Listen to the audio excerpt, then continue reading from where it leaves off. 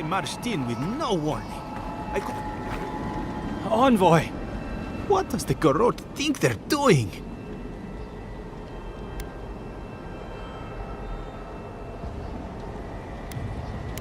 It's an outrage. What did the artisans or merchants do to them?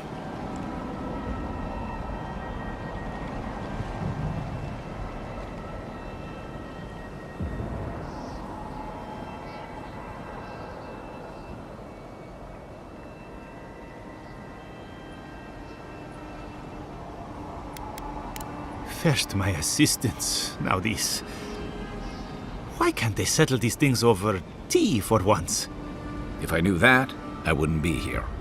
If you're looking for survivors, a few of us fled to the Balrog. How many? I'm not sure.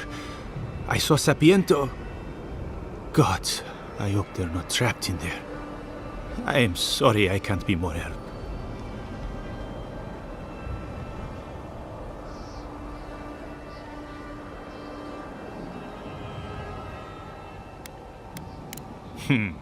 I won't give them the satisfaction of killing me.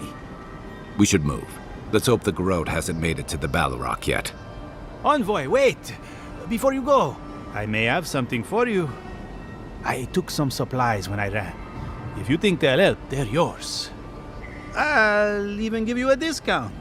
You know, for saving the city and everything.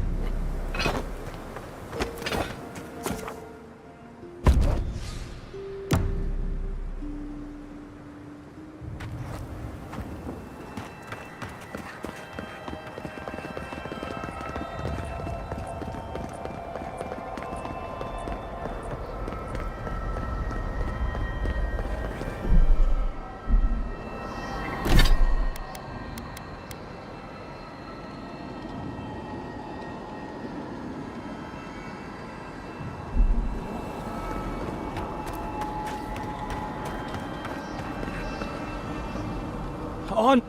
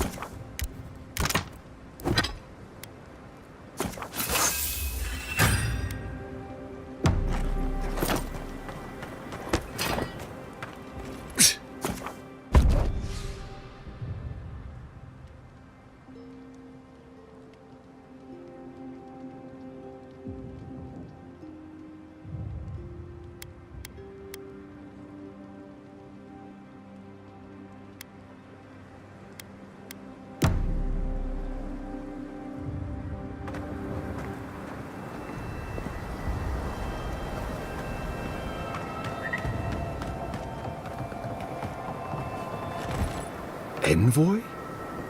Is it really you? Mihala told us you went into some place called the Garden to seek a god? When you didn't return, we took you for dead. What did you see there? The god you felt in Nakutadek?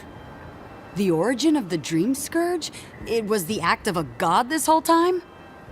Everyone, please, please. We could get to the bottom of this if you would only let them speak. It's been weeks, Envoy. What happened?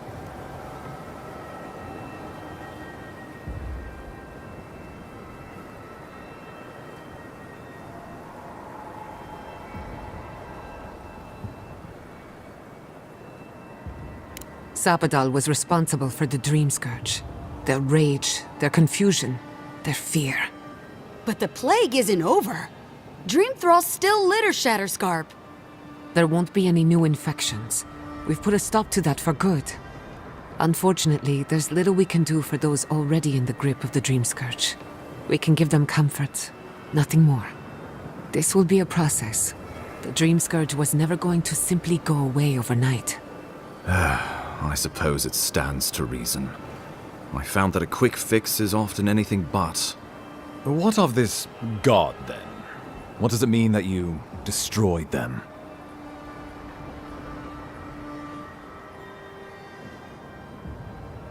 Lodwyn had intimated that this land grew a new god. But how can that be? Giada and I have some theories about the nature of the Adra in the Living Lands. I'd say we're past the point of theorizing.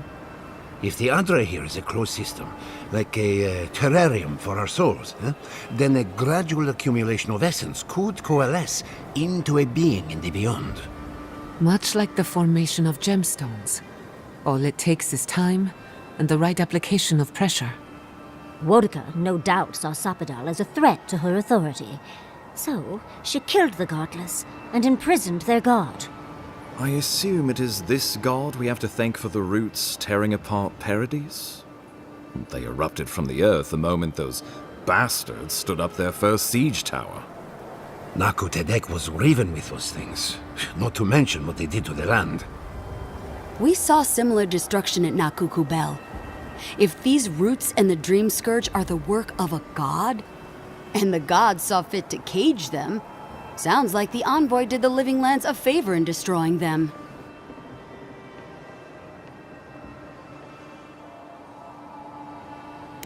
The only humane end for a rabid dog is to put it down. Zapadal was something new in the history of Eora, and you destroyed them. I cannot begin to fathom the loss. Zapadal was Nandru's patron god. With them gone, what does that mean for the Wardens, for legacy? The devastation of Shatterscarp was the fault of this infant god. Can't say I'll miss him. Well, whomever takes this island in the end will live in freedom from fear of a resurgent plague. Thanks to you. But come, we have more pressing matters to attend to. The Steel Garrote have attacked Paradise. Inquisitor Lodwyn has already joined the battle. She must have traveled like the wind to get here so fast.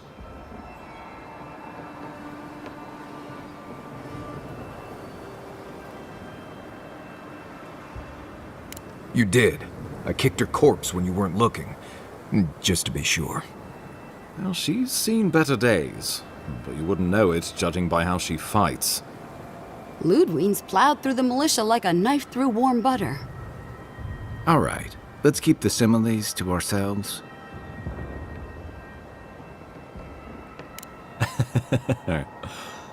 Oh, cheer up. You wouldn't be the first to make that mistake. Might not be the last either, depending on how things go. So long as her passion for Wodica lives, so too will her spirit. Then we destroy her faith, and the rest of her will follow. I have a theory about this. Let's talk at camp if you want to hear it. But I think we can kill her. Oh, good. That'll be easy. It is not, I think, impossible.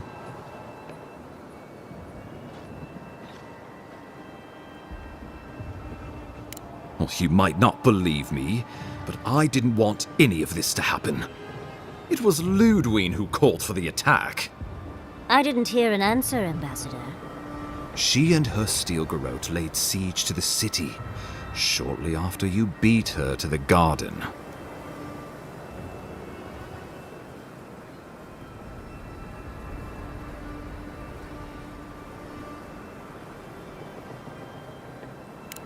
We've had no news from inside for several days. From what we can observe, southern Paradise is in pieces, and the remaining militia batters at the gates to no avail. Is there nothing our people can do? Given the state of our supply route out of the Dreamscourge, and the Steel Garrote's destruction, we expect the people trapped inside will run short of fresh food and clean water in a matter of days.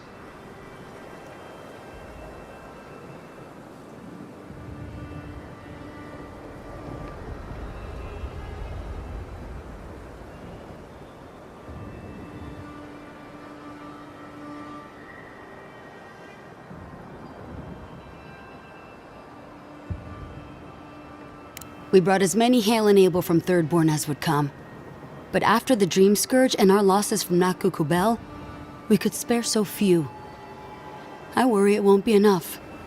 Likewise, my wardens are still reeling from effects of the eruption. The keep was saved, but there is much to repair, particularly if we are to endure a siege. Most of my men remain at the keep. I can't risk them against the Steel Garrote for the sake of Paradise, not when we are so few.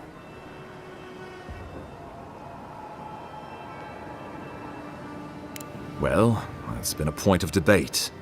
We can't agree on how to stand against the Steel Garrote, nor who should lead the effort. Nobody wants to risk their people at the front. So you let the Paradise militia go it alone? Even if our meager forces should make it inside. The siege won't end until Lodwyn does. And none of you know how to kill her. Precisely.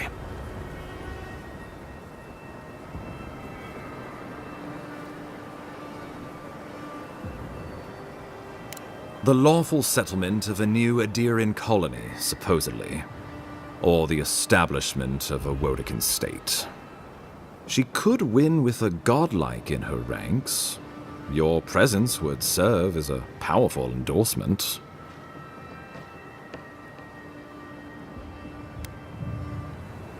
I don't think peace is her concern.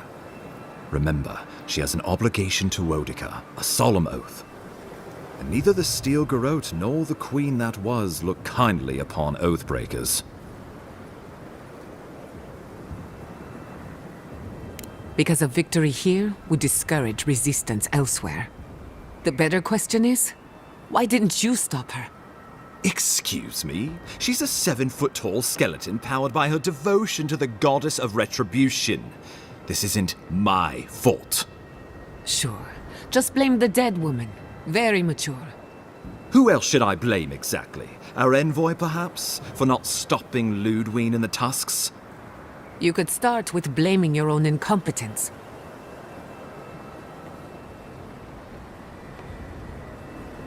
Lodwyn's the muscle. I'm merely the personality. What was I supposed to do? Frown her into submission?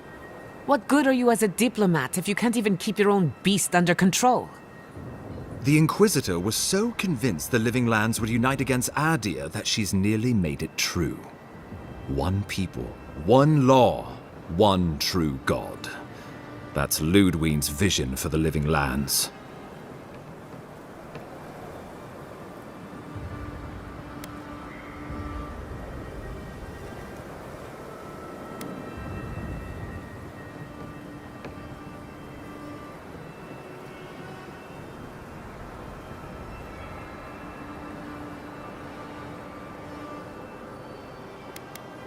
The Inquisitor answers only to Wodekan. In attacking Paradise, she has dragged us all far beyond the bounds of the Emperor's desires.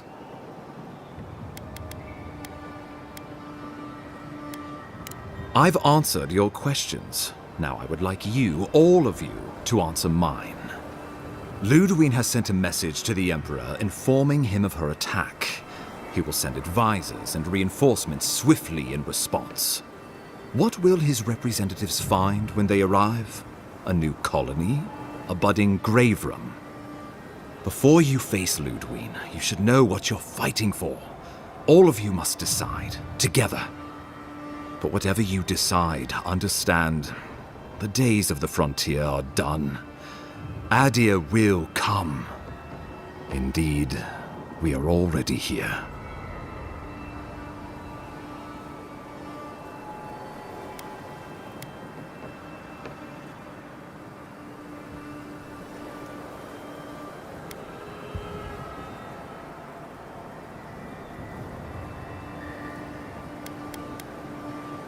Well, don't leave me in suspense.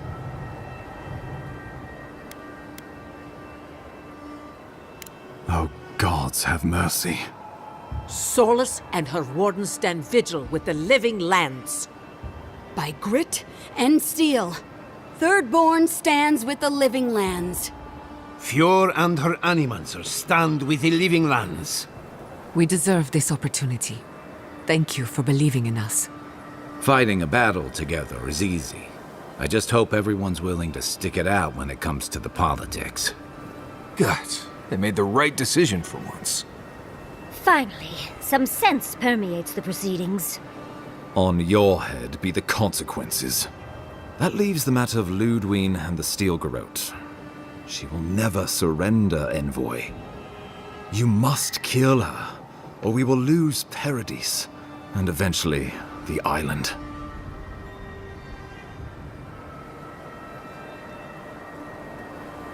The Living Lands will never be free until we break the chain around our necks.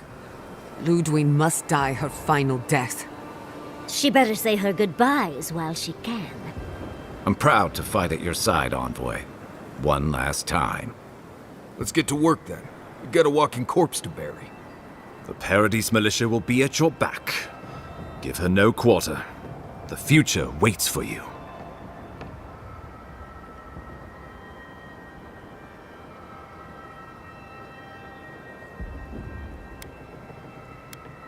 Thank you for deserving it.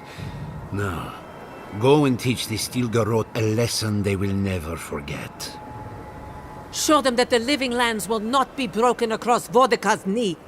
We will send reinforcements to help you reclaim the Eastern Gate. From there, work your way to the main plaza. May all the gods of Eora and the Living Lands protect you. Let's take back the city together. Show the Steel Garrote how the Living Lands takes care of its own. So we're going after the Steel Garrote now, right? Let's do it.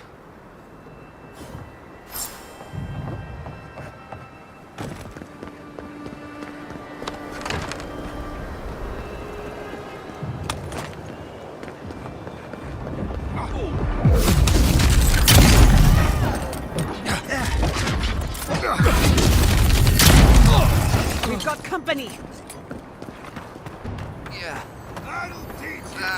You promised on our first day of training. You can't die now, you can't!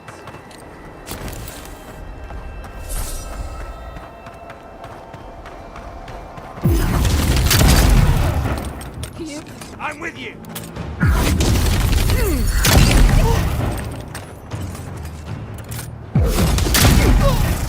I heard something.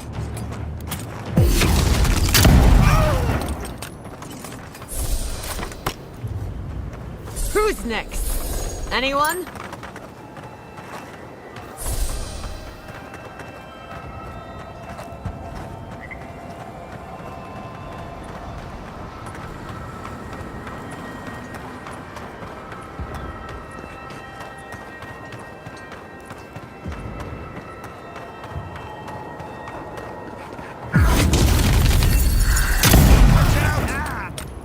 Get them!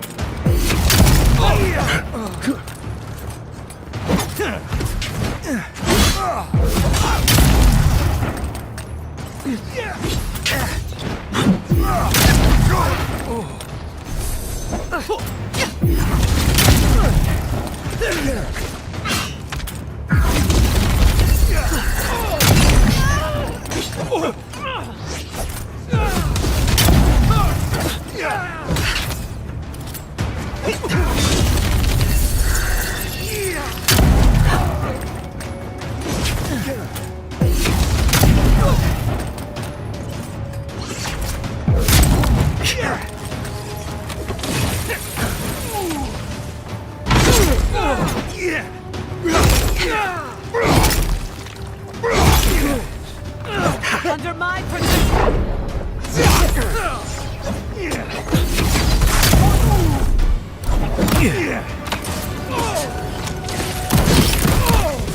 Couldn't have done it better.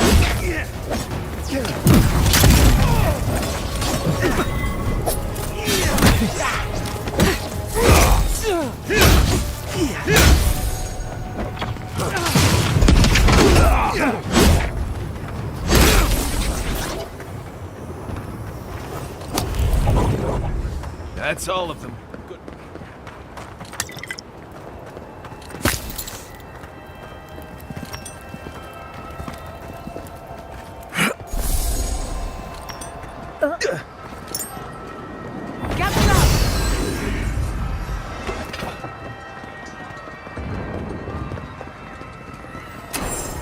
Yeah.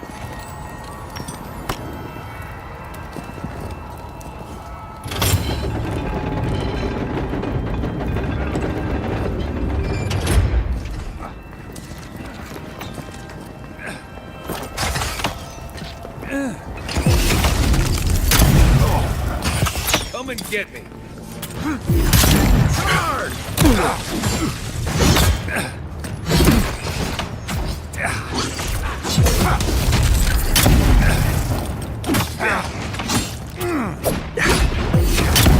Bad on, boy.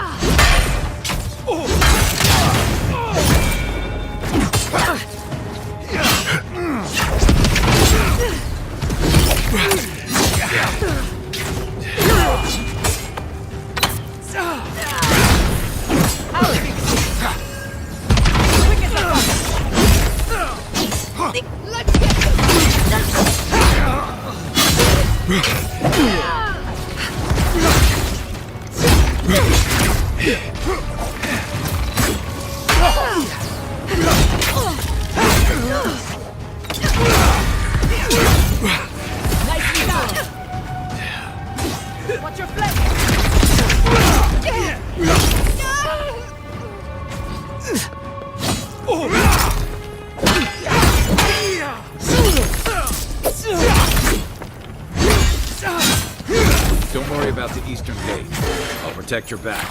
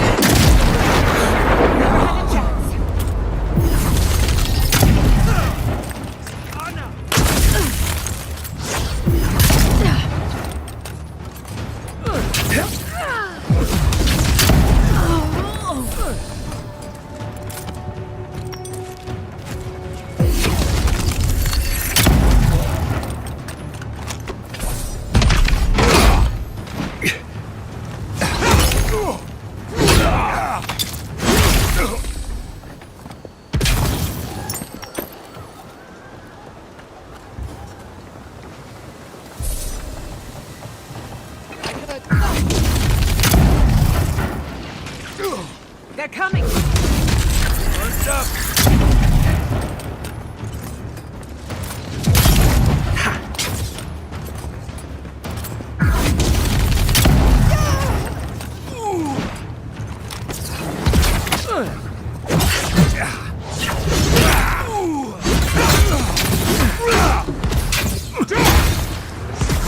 Well done! Start right here! Careful next time! Come on!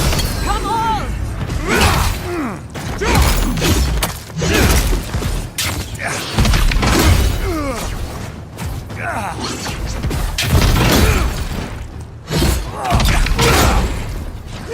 Another soul for the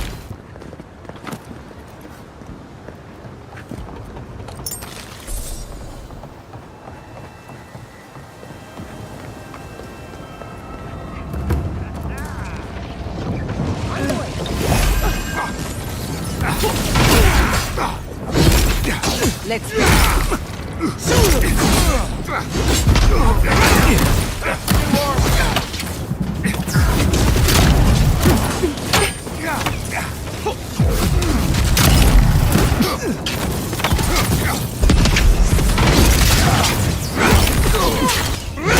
Done it better. You're going to regret this!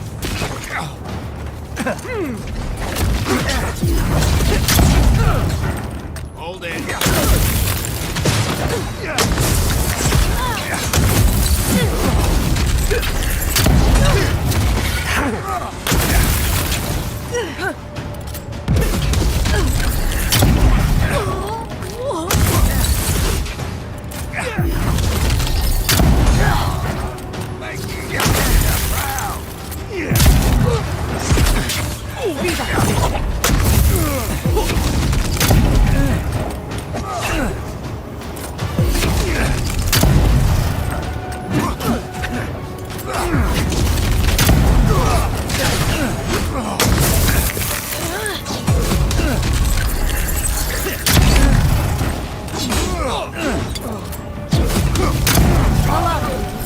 I can take care of the Khazan on my own.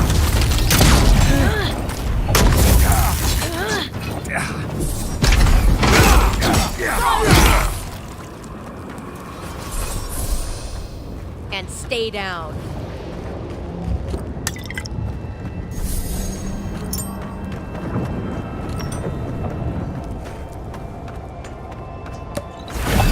Mordecai demands your submission. Stand against her and fall. Get ready. Skeleton lady's up ahead. There you are. This is it, Envoy. The only part that... So, you survived the garden. Did you come all this way just to try your luck again? To kill me more efficiently than last time?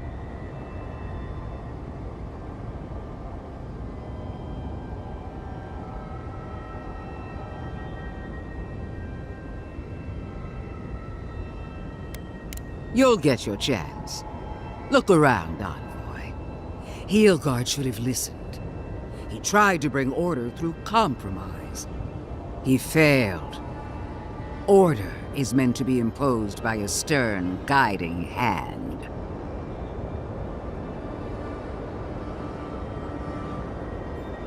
Don't insult my intelligence or my commitment to the cause. Treaties can be burned. The hands which shook over whatever deal you struck can be lopped off at the wrist. Right. If she starts lopping off hands, I'm just going to attack her. Sound good? As for you, Sapadal may be gone, but their offspring remains. And I cannot suffer even a remnant to live. Congratulations on being the last of your kind.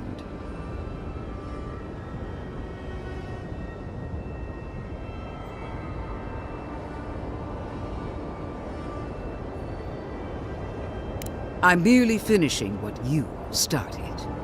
Steel yourself, Envoy. Make this a fight to remember, even in death.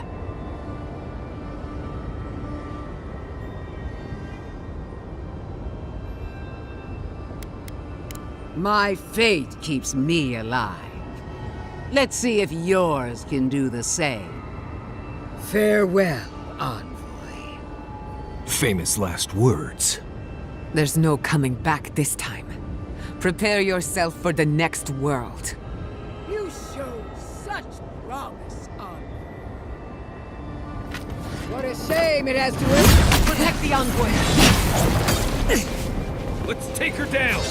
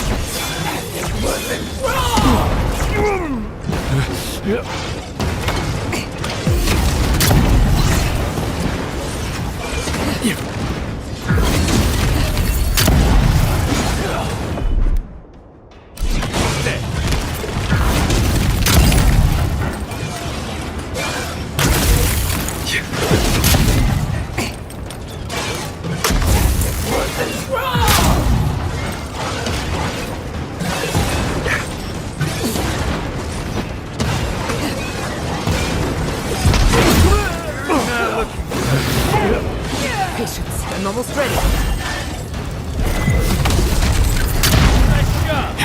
Worth it.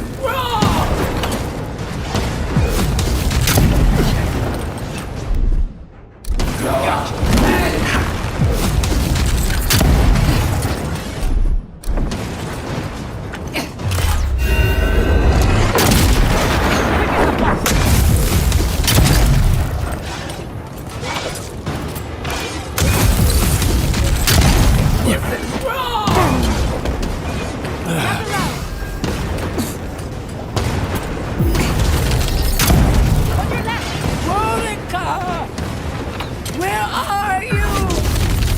No! Don't abandon me now! Worker's given up on her. Now's the time!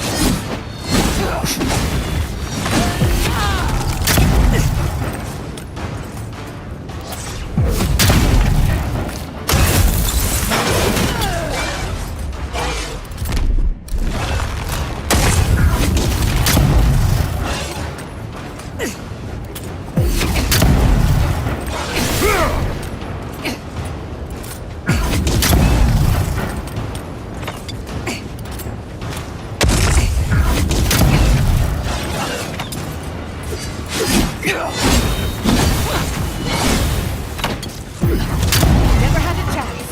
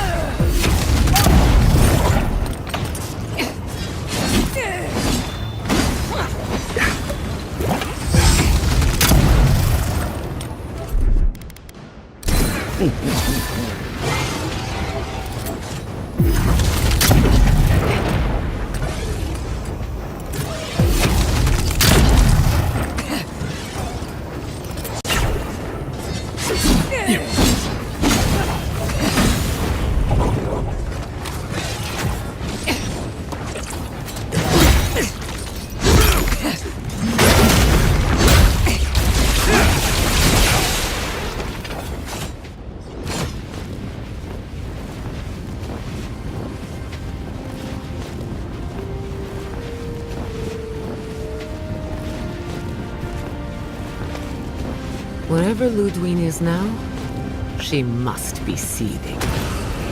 Of course, we'd be happy to kill her again, if needed. She's done for, but we're not.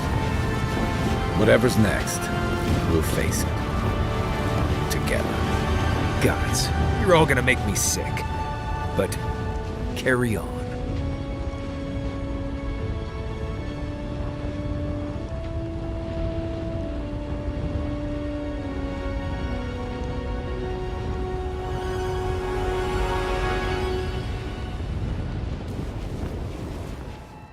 Silence falls over Paradis, as though the city is holding its breath. Then you hear it, the ringing of a distant bell, the waving of banners, and cheers of victory. After a short and bloody conflict, the dust has finally begun to settle. There is an absence in your thoughts where Sappadal dwelled. Once, the god of the living lands would have flinched at this rare moment of tranquility. Instead, they are one with the silence. The Paradis militia rallies to you, the outsider who defended them in their hour of need. Whatever happens next, you have won their confidence. You take a moment to reflect on the calm. Not so long ago, you arrived at these shores on a simple errand, which turned out to be anything but simple. The dream scourge is over, and the island has been cleansed of plague. A time of healing and mourning follows. People look to you for answers about the source of the affliction. You tell them the truth, how the origin of the plague has been destroyed, put out of its misery, and leave it at that. Thanks to you, the Living Lands has escaped Adiran oppression. The free settlements unite under a common banner and begin the fraught process of negotiating new traditions and values. The Empire withdraws. The frontier remains wild, but not for long. Fugitives no more. The rebels of Paradis return to their home and to other free settlements, bringing their skills and secrets wherever needed. For once, they have a future. The refugees of Emerald Stair resettle in Thirdborn, bringing their skills and research to aid the local community. What starts as an uneasy partnership blossoms into a bond of trust. Through shared adversity, they find common ground. The ashes of Fior Messiverno continue to smolder. Scavengers avoid the ruins, fearful of spirits unleashed by animancy gone awry. The once promising city is nothing but a cautionary tale. For the people of Shatterscarp, independence is bittersweet. Those who cannot withstand the grief inflicted by Ringgrim's spell leave the settlements, vanishing into the wilderness. Those who remain find themselves forced to cooperate with others, often begrudgingly. With so many dead, the need to stave off hunger outweighs any distaste for certain trading partners. Solace Keep clings to its long-held isolation at first. But after mourning her friend Kostya, Mihala reluctantly deigns to open the doors of the fortress. Some dwarves greet newcomers with glee. Others still mutter darkly about outsiders. Mihala flounders in her earliest negotiations with the rest of the Living Lands, but slowly learns compromise. She develops a taste for Valian sweets. For the first time in many years, Kai feels an agreeable restlessness. Not to flee, not to drift, but to venture. He visits the distant shores Tama told him about, and savors the modern marvels, ancient wonders, and breathtaking expanses he beholds. His heart swells, not with grief, but with awe. There is so much to discover, and he will spend his years chasing all of the joy and beauty the world has to offer him. With his travels alongside the envoy complete, Marius is left directionless once again. Rather than disappearing into his cups, however, Marius leans on his time among his companions to give him the strength to re-enter society and find comfort in civilization.